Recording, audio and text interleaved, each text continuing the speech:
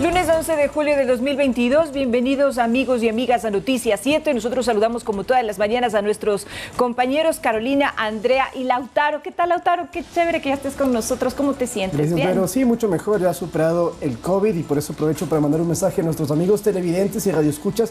Cuídense mucho, la pandemia todavía no ha terminado y si bien es cierto, se han relajado las medidas, es importante que seamos muy preventivos, tengamos mucho cuidado para no contagiar a nuestras familias y evidentemente vacúnense porque a mí me pasó, con 4 dosis el COVID no me dio tan fuerte. Muy bien, entonces con esa recomendación nosotros iniciamos. Andrea, esta semana comienzan las mesas técnicas de diálogo entre las autoridades del gobierno y de la CONAIE de los sectores sociales.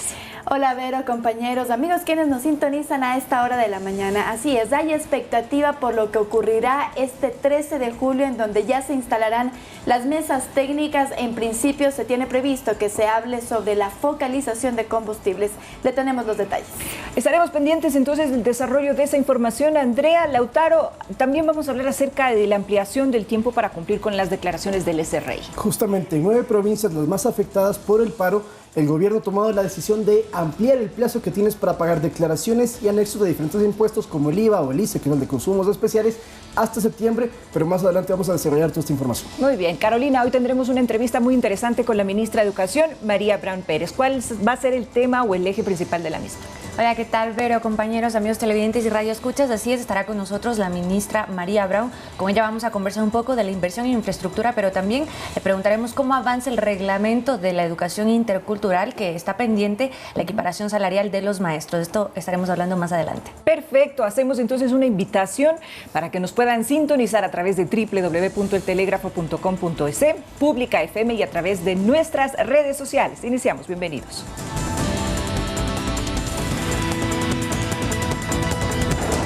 El Servicio de Rentas Internas amplió hasta septiembre el plazo de pagos correspondientes a declaraciones y anexos para los contribuyentes que debían hacerlo hasta este mes de julio.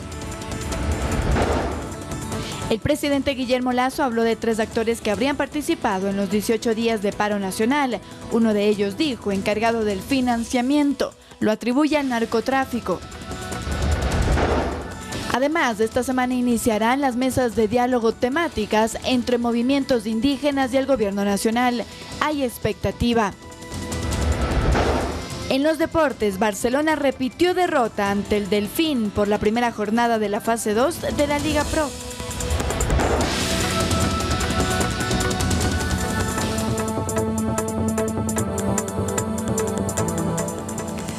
Bien, amigos televidentes, vamos enseguida con el desarrollo de la información. El Servicio de Rentas Internas amplió hasta el mes de septiembre el plazo de pagos correspondientes a las declaraciones y anexos para los contribuyentes que debían hacerlo hasta este martes, pero residen en las provincias que resultaron afectadas por las movilizaciones de junio pasado. Según un comunicado emitido por esa institución, la medida se aplicará en las provincias de Chimborazo, Tungurahua, Cotopaxi, Pichincha, Pastaza, Azuay, Imbabura, Sucumbíos y Orellana. Lautaro. Para pagar estas declaraciones que están pendientes evidentemente por lo que sucedió en las 9 provincias que has comentado, Vero, de las cuales, por cierto, 6 eran parte de estos estados de excepción que decretó el presidente. Hay que contarles a los amigos televidentes que usted tiene que ingresar al SRI y ahí hay un calendario que según el último dígito del RUC, del 1 al 2, del 3 al 4 y así sucesivamente, te explican desde cuándo puedes hacer este pago o hasta qué fecha. Eso es hasta el 15 de septiembre con el 1 y 2 y el 9 y 0 hasta el 29 de septiembre. Así es, Francisco Briones, director general del SRI, mencionaba que esta es una intención para poder dar respiro a los contribuyentes y esperan que en este tiempo, estos 60 días que se ha ampliado el plazo, los agricultores, empresarios, pequeños emprendedores también puedan retomar sus actividades que se vieron afectadas durante los 18 días de paralizaciones. Ya estábamos viendo ahí el anuncio del presidente Guillermo Lasso, lo realizó este fin de semana en donde pues a través de su cuenta oficial de Twitter decía o replicaba también estas palabras de Francisco Briones, quien es el director del SRI. Me confirman, producción, ahí estamos. Para ofrecer un alivio a los contribuyentes, decidimos ampliar hasta septiembre el plazo de pagos correspondientes a declaraciones y anexos y nombra estas provincias, 9 en total, en donde se podrán hacer las declaraciones del SRI hasta el mes de septiembre. Otro dato muy importante es que los contribuyentes especiales que deben declarar y pagar el IVA, el ICE y las retenciones en la fuente del impuesto a la renta correspondiente a junio del 2022 tienen hasta el 28 de julio sin intereses ni multas. Muy bien, ahora amigos les contamos que el presidente de la República, Guillermo Lasso, habló de 3 actores que participaron precisamente en los 18 días de paro de las movilizaciones. Y por supuesto, uno de ellos, encargado del financiamiento, y en entrevista con Infobae, con la cadena de noticias, dijo que el narcotráfico fue el tercer actor de las movilizaciones. El ministro de Gobierno, Francisco Jiménez, señaló que hay elementos que confirman precisamente esta información. Según él, el cálculo sale de la cuantificación de los días, de los niveles de desplazamiento, del número de participantes y los hechos registrados, Andrea. Y enseguida hubo, por supuesto, reacciones por parte de la dirigencia de la CONAIE. Así es, hubo reacciones, pero antes de eso, ¿qué tal si vemos también parte de lo que dijo el presidente Guillermo Lasso respecto de por qué se originaron, a decir del gobierno, estas movilizaciones? Escuchemos. En el primer año de mi gobierno se incautaron 300 toneladas de droga, cuando el promedio en los últimos, diría, 5 o 10 años ha sido 50, 60 toneladas de droga. Y esto es lo que le ha dolido en el bolsillo a aquellos narcotraficantes que, vinculados con la política ecuatoriana, han querido desestabilizar la democracia ecuatoriana. Por eso, con mayor razón, debemos mantener nuestro norte fijo en la lucha contra las drogas. Muy bien, y a través de un comunicado, la CONAIE también ya se ha pronunciado respecto de estas declaraciones. Lo que ellos han dicho es que el paro nacional fue sostenido en minga colectiva y solidaria con la producción campesina de Costa, Sierra y Amazonía, y que estas declaraciones podrían estar estigmatizando la protesta social. Esto es, esta hipótesis que ha mencionado el gobierno sobre el financiamiento de las movilizaciones no es algo nuevo, lo vinieron diciendo ya durante los 18 días de paralizaciones. Justamente la semana pasada el ministro Patricio Carrillo decía que alrededor de $700,000 es lo que costaría sostener las movilizaciones diariamente, es ese cálculo que sacan.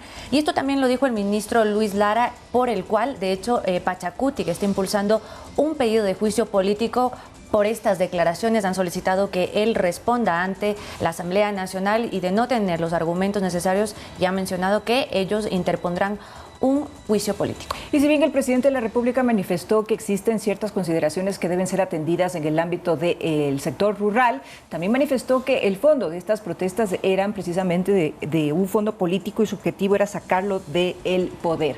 Para ese propósito, según Lasso, existiría una alianza que involucra a 3 actores fundamentales: el expresidente Rafael Correa, parte del movimiento indígena y el narcotráfico. Para poder traer a la mesa por qué el narcotráfico se lo vincula directamente. Recordemos que los denominados infiltrados, que eran aquellas personas que estaban generando actos vandálicos, según ha dicho el movimiento indígena, tenían preparación, eran consideradas como guerrillas urbanas, porque primero que tenían diferente tipo de armamento, se habló también de perdigones, se hablaba de que tenían otro tipo de proyectiles, y que esto les financiaba durante todo el tiempo que hubo los enfrentamientos. Recordemos que si vemos las imágenes, se nota que había una preparación previa, es lo que ha dicho el gobierno, para poder creer que había el narcotráfico metido directamente.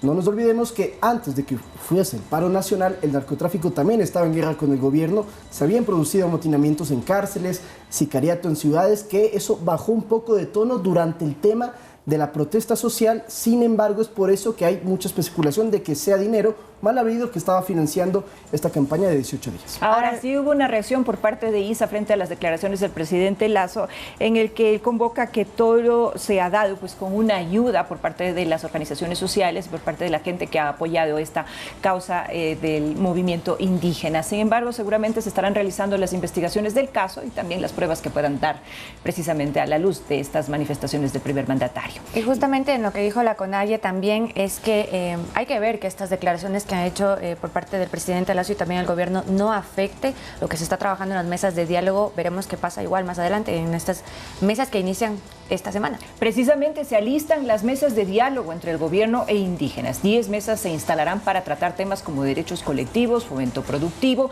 acceso a la salud y educación, empleo, entre otros. La primera mesa sobre la focalización de subsidios va a arrancar el próximo 13 de julio. Bien. Muy bien, así es. Como lo hemos dicho, el 13 de julio iniciarán estas mesas. Recordemos que esto fue parte de los acuerdos que se firmaron en esta denominada Acta por la Paz. Y lo que se ha dicho ya es que pues se han realizado reuniones previas con algunos ministros. Además, también de su lado, los movimientos indígenas han realizado reuniones para el 13 de julio llegar con propuestas. Lo que se prevé es que la primera mesa que se concrete este día 13 de julio sea la de la focalización de los combustibles, que evidentemente fue uno de los puntos más álgidos de los 10 que presentaron los movimientos indígenas. Y que estará liderada por el Ministerio de Energía, que es porque, para contar a nuestros amigos televidentes, cada una de las 10 mesas tiene un ministerio encargado que es quien la lidera y además un equipo técnico que se encarga del trabajo tanto con las organizaciones sociales que intervienen justamente gracias a producción. Ahí estamos viendo en pantalla cuáles son los ministerios con cada una de las mesas. Así es, estas mesas se instalarán a partir del 13 de julio, pero también tendrán 10 días, no se instalarán todas al mismo tiempo, no serán simultáneas. Y en esta mesa, específicamente la de focalización de los combustibles, se ha solicitado también el respaldo técnico de 2 universidades, la Universidad Salesiana y la Universidad Católica, esto por parte de la CONAIE, pero también de la Conferencia Episcopal, que ha solicitado un apoyo técnico a la academia, pero también, lo han dicho, un apoyo moral. Y con eso nosotros, amigos televidentes, vamos a hacer nuestra primera pausa, pero ya regresamos con más información. Después tendremos las declaraciones de la ministra de Educación frente a cuál va a ser precisamente cuáles van a ser las medidas que se van a tomar próximamente a propósito de las mesas de diálogo que se están manteniendo entre el gobierno y los sectores indígenas y sociales. Ya regresamos.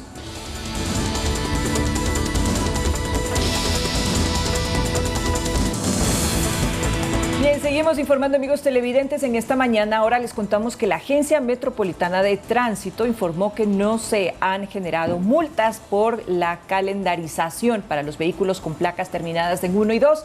Esta información se da tras el anuncio de que los registros metálicos que terminan en estos dígitos quedan entonces exonerados de esta sanción de $25, Caro. Así es, lo que también ha mencionado la Agencia Metropolitana de Tránsito es que esta extensión se hace debido a las dificultades de poder agendar los turnos y también porque habría existido un hackeo en el sistema. Esto lo comunicó a través de un comunicado que lo hicieron este fin de semana y además también la AMT dijo que expedirá una resolución en el cual serán exonerados de la multa de calendarización los automotores con placas terminadas en los dígitos 1 y 2 y además recordó que a partir del 15 de julio ya se habilitarán nosotros los 6 centros de revisión vehicular. El día de hoy solamente está habilitado el del Bicentenario, por eso también hay un problema con la agendación de turnos, pero a partir del 15 de julio, recuerden, amigos televidentes, ya estarán listos los otros centros de revisión vehicular.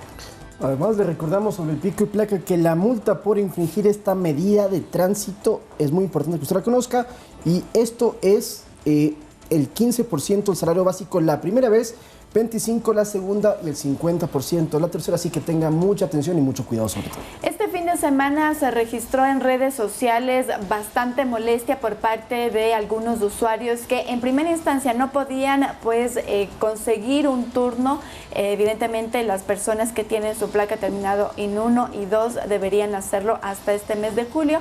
Sin embargo, lo que ha dicho y para reiterar la Agencia Metropolitana de Tránsito es que no se han generado multas por esta ocasión, digamos por este mes, y esta mañana, justo esta madrugada, han dicho también que se ha optimizado la infraestructura y sistema tecnológico de la toma de turnos de la revisión técnica vehicular, que es este proceso que se realiza previo a la matriculación, y además ha dicho que a partir del 15 de julio se van a reabrir los otros centros para poder tener mejores. Ahí tenemos el comunicado de la Agencia Metropolitana de Tránsito que ha dicho que pues ha reconocido que sí hubo inconvenientes. Lo hemos estado informando también en esta mesa de trabajo. La página no funcionaba, o sea, literalmente no funcionaba, no se podía acceder. Esto desde el inicio de la agendación de turnos que empezó en el mes de julio, a inicios de mes de julio, la semana pasada, pero entonces, ¿cómo va a quedar el calendario que tenemos desde julio? Placas terminadas en 1 y 2, que ya les decimos, por las complicaciones no tendrán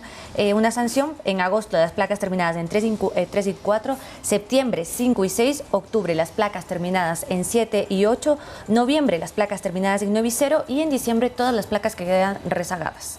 Así es, así que a pesar de lo que ha dicho la Agencia Metropolitana de Tránsito, evidentemente nosotros esperamos que ustedes, amigos, se puedan contactar a través de nuestras redes sociales en Facebook para saber si realmente ya se han habilitado estos, o más bien se han recuperado o también mejorado estos problemas de la página en donde se puede tomar el turno para la revisión técnica vehicular. Y ojalá que las autoridades comiencen a investigar este tema del hackeo y poder implementar también asuntos de seguridad, porque para los ciudadanos, además de ser un dolor de cabeza, resulta también una inconsistencia y una falta de seguridad en estos procesos tan importantes para la ciudad. Así es que estaremos pendientes entonces del desarrollo próximo de esta noticia. Y ahora les contamos que la Secretaría de Ciencia y Tecnología actualizó la plataforma que va a permitir nivelar a los estudiantes que quieran ingresar a la educación superior. Ponga atención entonces, por favor, a la siguiente nota. Nivelar a los estudiantes que están por entrar a las universidades del Ecuador es el objetivo de la actualización del programa de estudios Transformándonos de parte de la Secretaría de Educación Superior, Ciencia y Tecnología, CENESID. Por medio de este programa, los jóvenes que aspiran a ingresar a la educación superior podrán fortalecer sus capacidades antes de rendir el test Transformar. La plataforma de nivelación general Transformándonos está lista. En ella podrán encontrar ejercicios, videos tutoriales con profesores de institutos del país. Para el presente semestre, la plataforma tiene nuevos ejercicios, tips para desarrollar sus aptitudes y videos que contienen las preguntas que más errores tuvieron en el último test. Y otras herramientas que les permitirán que su test Transformar sea todo un éxito. El programa estará disponible las 24 horas y se divide en 4 módulos: verbal, numérico, razonamiento lógico y atención y concentración. El estudiante podrá ingresar a la página ciau.cenesid.gov.es. Ahí podrá hacer el diagnóstico, en donde no se interponen calificaciones ni se miden conocimientos. Andrea Orbe, Noticias 7. Lo que se ha explicado desde la Secretaría de Educación Superior es que en esta página, y también ya lo tenemos ahí abajo, ciau.cenesid.gov.es, usted podrá ingresar para tener esta nivelación. Va a haber docentes de institutos tecnológicos también para que se puedan mirar. Incluso hay formularios en donde usted va a poder ver las preguntas que más dificultad causan a los estudiantes y poder repasar. Hay que también entender que todo lo que se haga, es decir, esta simulación de preguntas no es calificada, es más bien para nivelar y que así puedan rendir luego, posteriormente, el test Transformar. Y es importante también recordar que este test Transformar no hace una evaluación de los conocimientos de los estudiantes, sino de sus aptitudes. Esta es la diferencia que se planteó con el antiguo examen que se hacía de ingreso a las universidades. Y en estas aptitudes se evalúan o se pueden revisar 4 aspectos fundamentales: el numérico, el verbal, el aspecto lógico y también la atención y concentración. Por eso es importante que, si usted está pensando en aplicar a este próximo test Transformar, pueda entrar a la página correspondiente y poder hacer esta revisión, una simulación de lo que será el test y estar preparado para el ingreso a las universidades. En este momento, ayer conversaba con un familiar que tiene 17 años, él está muy próximo a dar este test Transformar y él contaba que sí es un alivio porque con el ser bachiller pues tenían que hacerlo para poder graduarse y además buscar un cupo a las universidades públicas. En cambio, con este test únicamente es para la universidad y quienes desean tener un lugar dentro de las universidades del sistema público del Ecuador. Y además me comentaba que sí se metió en estos días a probar estos ejercicios que nos comenta Andrea y que hay muchos videos interactivos y eso le permite al estudiante poder practicar un poco más y sobre todo perder el miedo, porque recordemos, compañeras, yo creo que todo el mundo sintió temor cuando teníamos que dar pruebas de diferentes índole, por ejemplo el examen de grado y entre otros, era muy preocupado, había mucho nervio y ahora con este tipo de ejercicios se ayudan, además de que son en línea. Y es que el test Transformar tiene 170 preguntas y les dan un tiempo determinado, pero la recomendación es que no tienen que preocuparse por contestar todas, porque como les decimos, no se trata del conocimiento que lo demuestren, sino de las aptitudes, y por eso también les han dicho que tienen que contestar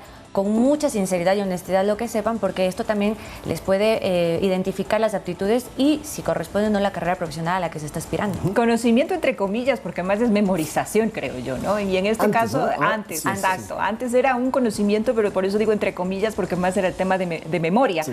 Y ahora el asunto de competencias permite entonces que se evalúe de otra manera al estudiante, lo que le va a generar realmente una facilidad para poder pasar este examen. Muy bien, por eso es una buena noticia. Y también una buena noticia es que según el concejal concejal Bernardo Abad, el pasaje del Metro de Quito sería gratis durante los 2 primeros meses. Y esto es con el objetivo de que la ciudadanía se pueda familiarizar con el sistema de transporte. Sin embargo, según el alcalde de Quito, Santiago Guarderas, esto no es oficial, puesto que primero se debe establecer una ordenanza previa. Que los ciudadanos podrán viajar sin costo en el Metro de Quito por 2 meses, asegura el concejal Bernardo Abad.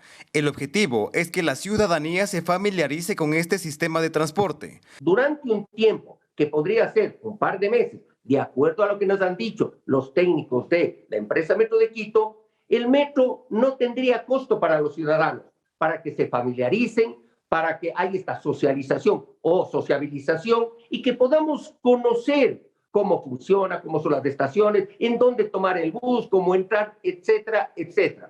Para el concejal, este sistema también se realizó en el tranvía de Cuenca durante sus primeros días y que el inicio de operaciones sin costo es parte del programa de trabajo. Las primeras operaciones de este sistema de transporte serán al vacío, es decir, sin pasajeros, hasta ajustar los detalles técnicos y posteriormente serán con personas. Con esto concuerda el alcalde de Quito, Santiago Guarderas. Sin embargo, señala que esto aún no es definitivo, puesto que primero se debe establecer una vía jurídica. De familiarización, de entender cómo opera el metro. Entonces, en ese sentido, se está analizando, todavía no está una definición, porque eso tenemos que verlo desde el punto de vista normativo. Según la empresa Metro de Quito, no cobrar un pasaje durante los primeros meses es una recomendación de los asesores internacionales. Sin embargo, esto tendrá que pasar primero por una aprobación en el Consejo Metropolitano. De momento no tiene todavía la oficialidad, porque la oficialización solo se podrá hacer luego de que haya una aprobación de esta propuesta por parte del Consejo Metropolitano de Quito. Esta aprobación obviamente tendrá que tener un sustento apropiado de parte de la empresa pública metropolitana Metro de Quito. Para Bernardo Abad, esta primera etapa de gratuidad del pasaje no supondría un perjuicio para la ciudad, puesto que el proceso de contratación es por prestación de servicios. Prestación de servicios, ¿qué significa? Que puede haber 10, 20, 2.000, 3.000 o 400.000 pasajeros y el costo es el mismo. Para este 15 de julio se anunciará la mejor oferta para el operador del Metro de Quito. Se prevé que en agosto se firme el contrato y que finalmente este sistema de transporte esté disponible para la ciudadanía en diciembre de este año. Edison Saavedra, Noticias 7.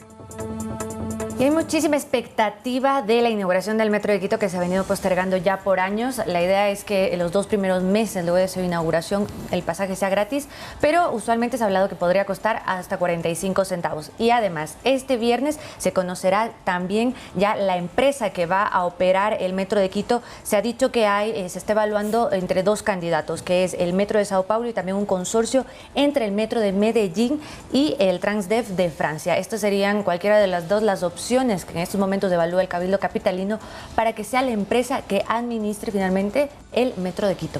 Se ha dicho que en diciembre de 2022, es decir, en el marco de las fiestas de Quito, se puede inaugurar este nuevo sistema de transporte que será único en el Ecuador. No ha habido antes, sí en otras ciudades, por ejemplo en Santiago de Chile, en Sao Paulo, en varias ciudades sudamericanas, sí, pero no en Quito, no en el Ecuador. Será la primera vez, por eso hay tanta expectativa. Sin embargo, de 18 unidades, de 18 trenes del metro, hay solamente 2 que están en operaciones, que están en prueba. Las demás siguen parqueadas, estacionadas. No se las pueden empezar a utilizar porque, como lo hemos estado viendo en los reportajes que hemos hecho durante todo este año, si bien ya la obra está en un 99%, falta el tema administrativo y por eso hay tantos retrasos en la entrega de este nuevo proyecto de movilidad.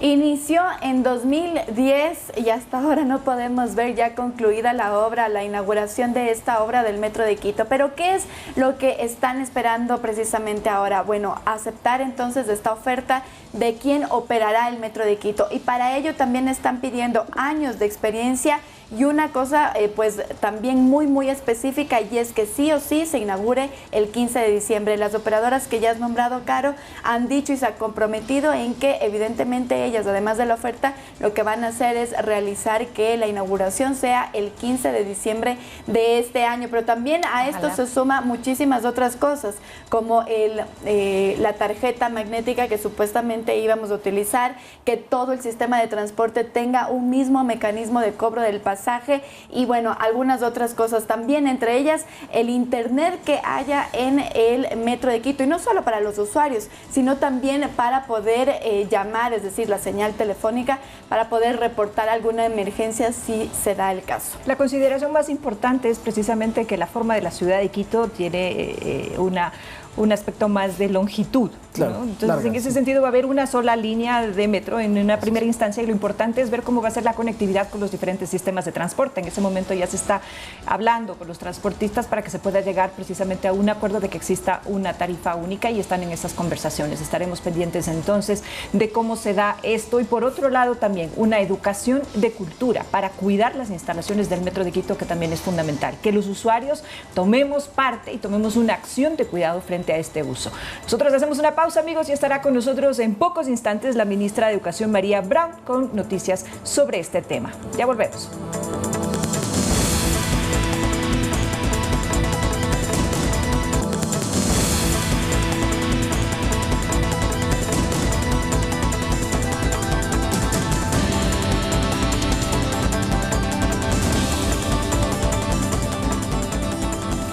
Mañana con 30 minutos, y nosotros ya tenemos aquí en nuestra mesa de trabajo a la ministra de Educación, María Brown. Muy buenos días, ministra. Muchísimas gracias por su presencia aquí. Antes de iniciar con la entrevista, yo quisiera dar paso a una nota, porque un equipo de Noticias 7 la acompañó en un recorrido por Quevedo, en donde se construyen unidades educativas con capacidad para 1.200 alumnos y que estarían reemplazando a colegios cuya estructura tiene más de 60 años. Veamos. Hace apenas 6 meses, esta era la imagen de los centros educativos Quevedo y Nicolás Infante en la provincia de Los Ríos.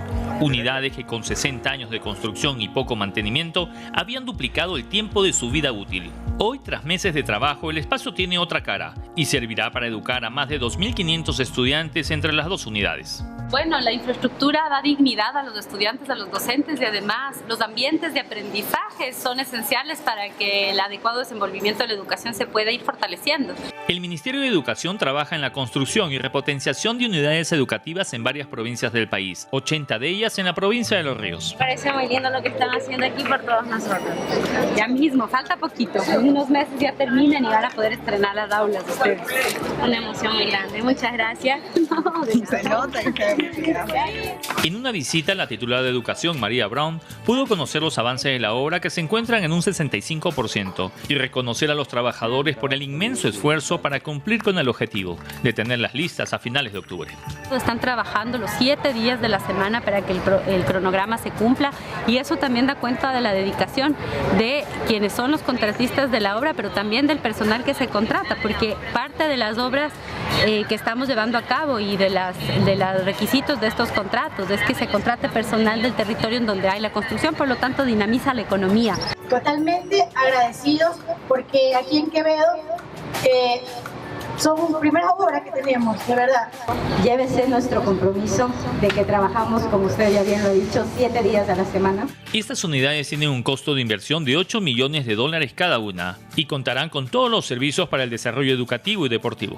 Se está invirtiendo donde realmente se necesita, que es la parte social. Va a quedar hermosísimo y bien merecido por uno de los colegios más emblemáticos de Quevedo. 140 millones han sido asignados para mobiliario, infraestructura nueva y mantenimiento. Varias de estas obras están en proceso de ejecución y otras en proceso de contratación. Hasta el momento se han invertido en más de 4.000 instituciones educativas de las 12.000 fiscales que existen a nivel nacional. José Antonio Sánchez, Noticias 7. Ministra, en los últimos meses hemos también escuchado muchas personas que han cuestionado que el gobierno enliste, digamos, de esta obra que se está realizando. Ahora vemos en Quevedo se está realizando esta infraestructura. ¿En dónde más el Ministerio de Educación está interviniendo? Tenemos obras en casi todos los lugares del país. Ventajosamente hemos estado trabajando no solamente por obras como las que acabamos de observar, que son obras completamente nuevas, que iniciamos ya la construcción en enero. De este tipo son 7, solamente en Quevedo son 2, además de en Los Ríos, que es una de las provincias que tenía tal vez la mayor afectación, también es donde mayor número de obras tenemos. Nuevas infraestructuras o infraestructuras que se están culminando, son 6 en total. Una de ellas fue entregada, que fue la Unidad Educativa Palenque, una obra abandonada por muchos años, que fue culminada y ya entregada a la ciudadanía. 4 como las que acaban de observar, además de las 2 de Quevedo en Ventanas, en Valencia, y una en Mocache que aún no reinicia, pero estamos muy próximos a hacerlo. Estas reemplazan a las que ya existían. ¿Qué ocurrió con los estudiantes que estaban ya en las anteriores estructuras? En algunos casos, como es las que acabamos de ver, los estudiantes están en un plan de contingencia porque la infraestructura se construye en el mismo lugar donde estaba la otra institución educativa, la institución tradicional. Ellos están ocupando parcialmente el espacio para poder asistir de manera presencial mientras la obra se concluye y luego pues pasan a esta nueva infraestructura que permite ampliar la cobertura, dar un mayor número de cupos. Hay otras, como es el caso de Guayaquil, estamos casi también en un porcentaje de avance muy importante en una unidad educativa en el Parque Samanes. Esta, que también será entregada para el próximo año lectivo, va a albergar estudiantes de instituciones de alrededor, sobre todo de una institución educativa que se encuentra muy afectada, que está en un terreno que no es propio del Ministerio de Educación y por lo tanto pasan de un espacio que no está apropiado, no es adecuado, a uno mucho mejor. Y tenemos obras como estas en todo el país, además de las obras de mantenimiento. En mantenimiento integral, actualmente más de 900 obras en las distintas provincias del país. Solamente en la provincia de Los Ríos son 82 obras que estamos trabajando en mantenimiento integral, además de las mingas que comúnmente se realizan para darles un poco de respuesta a algunos temas de infraestructura emergentes, como puede ser una pared que se cuartea o un techo que empieza a tener alguna gotera. Este es parte del mantenimiento permanente que hemos intervenido más de 6.000 instituciones, de las más de 12.000 que existen fiscales en el país. Ministra, también hay obras que están paralizadas, escuelas que todavía durante 5 años no se han podido intervenir. ¿Qué ha pasado con estas y cuántas son también? Tenemos varias obras que pertenecían a la construcción que se realizaba en empresas públicas como Ecuador Estratégico y SECOP, obras que fueron contratadas en su momento, casi todas hace 5 o 6 años, y que se han mantenido paralizadas. Sí. Algunas de las que acabamos de ver son de ese tipo, donde vemos ya una reactivación de la obra toda vez que hemos podido subsanar los problemas legales, y tenemos otras que ya estamos prácticamente a las puertas de retomar. Estas ahora pertenecen al Ministerio de Transportes y Obras Públicas, que absorbió estas empresas públicas y que trabaja de la mano como coejecutor con el Ministerio de Educación. Son, además de las que acabamos de observar, tenemos aproximadamente 7 obras más que vamos a reiniciar este año y esperamos culminar en la administración del presidente Lasso todas esas obras que quedaron abandonadas. Una de las prioridades ha sido que el recurso que fue invertido por el Ecuador, por los ecuatorianos, porque esto no es recurso del Ministerio de Educación, este es recurso de todos nosotros, que ese recurso que ya fue invertido se ponga al servicio de la ciudadanía, culminando estas obras que ya tenían un avance, algunas del 30, 40, 60 y hasta el 90%, y sin embargo no tenían estudiantes en sus aulas. Ministra, uno de los cuestionamientos que más se hizo durante al gobierno y sobre todo durante el paro es que no hay obras, no se ha visto obras, pero usted nos está mencionando que en este momento se están interviniendo más de 900 proyectos que los tienen vigentes. ¿Por qué dejar posicionar ese discurso cuando efectivamente algo se está haciendo? Bueno, creo que en educación ha sido una de las carteras en donde la ciudadanía ha podido constatar la cantidad de trabajos que se realiza. Ahora bien, también hay una particularidad. Venimos de una época en la que no había presupuesto para infraestructura educativa. Como les decía, son más de 12.300 instituciones educativas fiscales en el país. No tuvimos presupuesto en el año 2020 y 2021, producto de la pandemia. Fue el principal recorte en materia educativa, además de obras que no han recibido mantenimiento muchos años atrás. Esto hizo que recibamos un sistema educativo con infraestructura extremadamente deteriorada. Lo que hicimos fue transparentar la información con la ciudadanía. Fuimos los primeros en informar el mal estado de la infraestructura, pese a estar en clases a distancia y no estar utilizando las aulas. Le contamos a la ciudadanía, y todavía lo pueden ver en el portal del Ministerio de Educación. Existe una plataforma de datos abiertos en donde pueden observar institución por institución el estado de la infraestructura. Esto nos permite tener una gestión transparente. E inmediatamente empezamos las contrataciones que han permitido que ahora ya estemos entregando obras. Sin embargo, hay infraestructura que aún requiere de mantenimiento, que aún requiere de intervención, está dentro del plan de trabajo y estamos priorizando lo que son baterías sanitarias y la seguridad de las infraestructuras, es decir, el trabajo en paredes, en todo lo que tiene tiene que ver con el techo, y esto nos permitirá poco a poco alcanzar al 100% de la infraestructura. Como les decía hace un momento, estamos cercanos a llegar al 50% de instituciones intervenidas parcial o integralmente, y esperamos este año lograr subsanar los principales problemas y hasta el final de la administración invertir cerca de 650 millones de dólares en infraestructura educativa. Este año, solamente este año, estamos interviniendo con 200 millones de dólares en infraestructura educativa. Esto es una inversión sumamente importante, pero que cuando uno es madre o padre de un niño que está en una institución que aún no ha sido intervenida, es lógico que uno pida: esta también debe ser intervenida. ¿Por qué? Porque tienen derecho a eso y por eso estamos trabajando. Ministra, quisiera cambiar un poco de tema y dirigirnos ya a lo que inicia esta semana, las mesas de diálogo con los movimientos indígenas. Entiendo que usted presidirá una, la de derechos colectivos. ¿Qué se va a tratar ahí? ¿Cuál es la propuesta del gobierno de su parte, ministra? Bueno, como saben, esta es una de las mesas que abordará no solamente educación a nivel de educación básica y bachillerato, también estará presente la Secretaría de Educación Superior, Ciencia, Tecnología e Innovación. Algunos de los temas que se habían planteado en los 10 puntos que presentó la CONAIE y otros movimientos sociales tenían que ver con educación intercultural bilingüe y acceso a la universidad. Por lo tanto, por parte del Ministerio de Educación ya se actuó con un primer trabajo que se hizo de inmediato por disposición del presidente de la República, que fue la duplicación del presupuesto a la Secretaría de Educación Intercultural Bilingüe y la Etnoeducación. Esta es una institución que también estará sentada en la mesa de diálogo, que tiene autonomía y que esto lo que le va a permitir es consolidarse.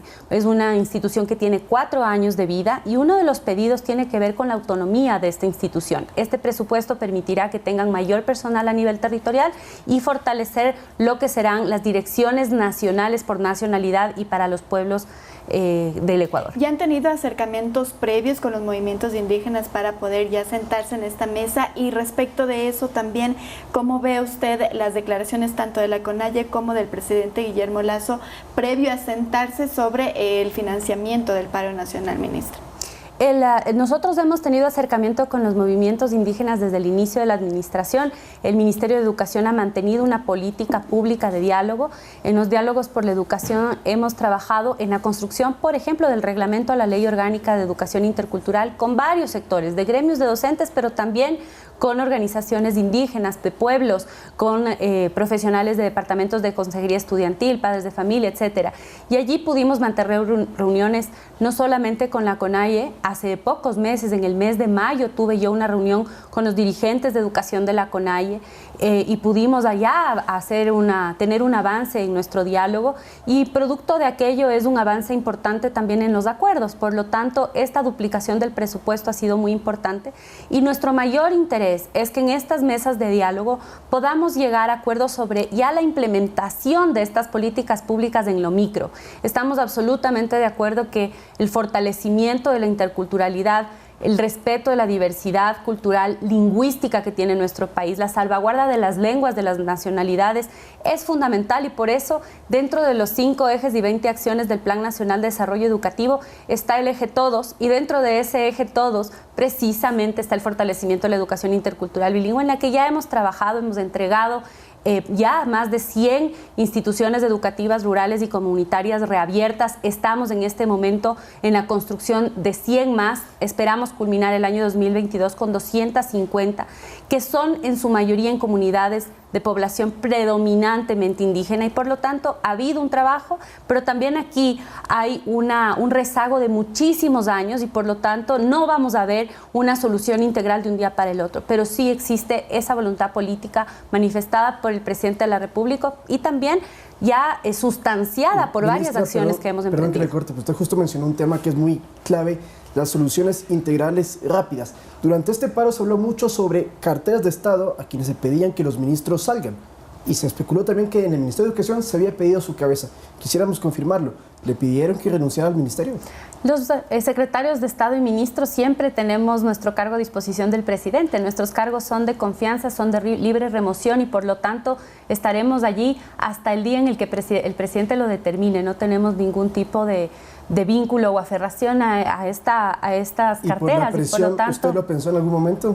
No, en ningún momento. Yo pienso que mientras yo pueda aportar el poder culminar ese plan que se ha presentado a la ciudadanía. Si es que lo estamos haciendo medianamente bien, pues yo aspiro a tener la confianza no solamente del presidente, sino del pueblo ecuatoriano para continuar con este trabajo. Llevamos nada más un año y en ese año hemos visto ya grandes logros, como ha sido la reactivación del sistema educativo, volver a clases presenciales. Hemos visto ya una inversión, como acabamos de constatar, en materia de infraestructura, que tiene todavía un largo camino por recorrer, pero que vemos ya avances significativos que ya están siendo entregadas, obras entregadas. Hemos visto ya la definición del modelo pedagógico nuevo, de una nueva priorización curricular, de la reforma del modelo para instituciones educativas rurales, unidocentes, bidocentes y pluridocentes, entre otros logros que ya se han alcanzado y que esperamos que se puedan consolidar. La política pública educativa tiene la característica de que se demora en ver resultados, porque el ciclo educativo de un estudiante es de 13 años y esos resultados se van cosechando con el tiempo, pero vemos acciones inmediatas y esto es lo importante. Y tenemos que seguir trabajando para redoblar esos esfuerzos, identificar los lugares que tienen mayor rezago y trabajar con ellos y en ellos, también en el trabajo en territorio, visitando a las comunidades y conversando con las comunidades. Ministra, otro gran pendiente también es el reglamento de la Ley de Educación Superior, de la Ley de Educación Bilingüe. ¿Cuándo va a estar? ¿Cuándo ya se va a publicar? Estamos ya con un texto completamente redactado por parte del Ministerio de Educación. Lo que hemos hecho es consolidar observaciones de los distintos sectores que han participado en su elaboración y ahora estamos a diario, 2 horas de trabajo diario con los gremios de docentes revisando cada uno de los artículos. ¿Hay una fecha ya para la publicación? Esperamos, ellos mismos nos van pidiendo postergar un día, 2 días, pero ya para finales de este mes esperamos esté aprobado. Y con respecto al presupuesto que está destinado para la equiparación salarial, ¿eso ya se lo tiene? Sí, eso ha sido previsto ya con el Ministerio de Economía y Finanzas. Estamos a la espera de que sea respondida la consulta de ampliación que se realizó a la Corte Constitucional y la publicación en el registro oficial.